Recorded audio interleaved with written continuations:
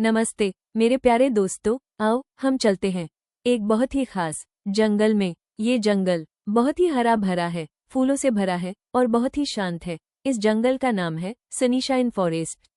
यहाँ पर पंछी धीरे धीरे गाते हैं, तितलियां धीरे धीरे नाचती हैं और हवा धीरे धीरे कहानियां सुनाती है। इस जंगल में एक छोटा सा लोमड़ी रहता था।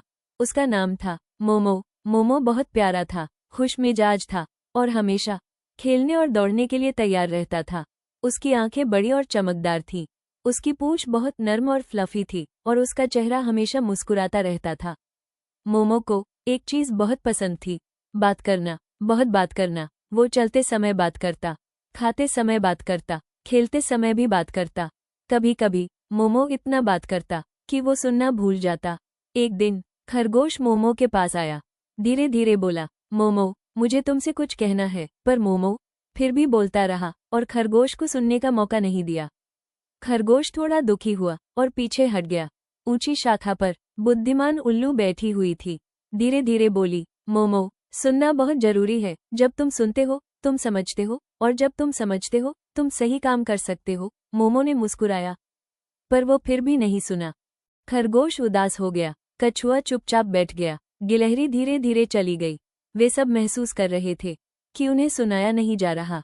मोमो अकेला रह गया और उसे अब समझ नहीं आ रहा था कि उसके दोस्तों को कैसा महसूस हो रहा है। उस दिन आसमान में काले बादल छा गए, धीरे धीरे बारिश शुरू हुई, पहले हल्की फिर तेज, हवा भी तेज चलने लगी।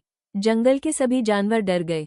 उल्लू सबको समझा रही थी, पर मोमो बोलता ही रहा, मुझे पता है, मुझे पता है, उसने गर्व से कहा।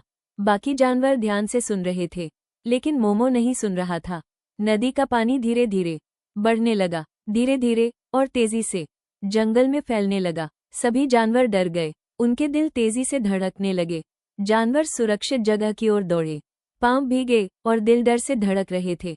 मोमो भी दौड़ा, पर वो रास्ता भूल गया और डर महसूस कर रहा था। बारिश रुक गई, जंगल शांत हो गया। मोमो अकेला बैठा, अपने पैरों को गले लगाए, डर महसूस कर रहा था।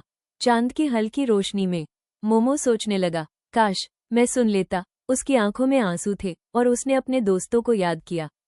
धीरे धीरे उल्लू नीचे आई। मोमो, उसने प्यार से कहा, तुम अकेले नहीं हो, हम सब तुम्हारे साथ हैं।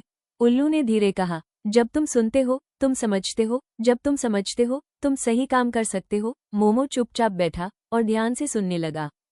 सुबह की हल्की रोशनी जंगल में फैल गई, पंछियों ने धीरे धीरे गाना शुरू किया। मोमो मुस्कुराने लगा और दिल में उम्मीद महसूस हुई।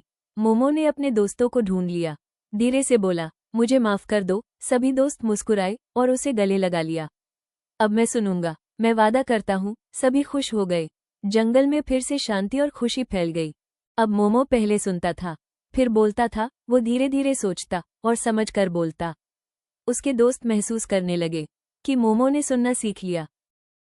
मोमो ने सीखा, सुनना एक सुपर पावर है। जब तुम सुनते हो तुम सीखते हो, तुम समझते हो और सभी तुम्हें पसंद करते हैं।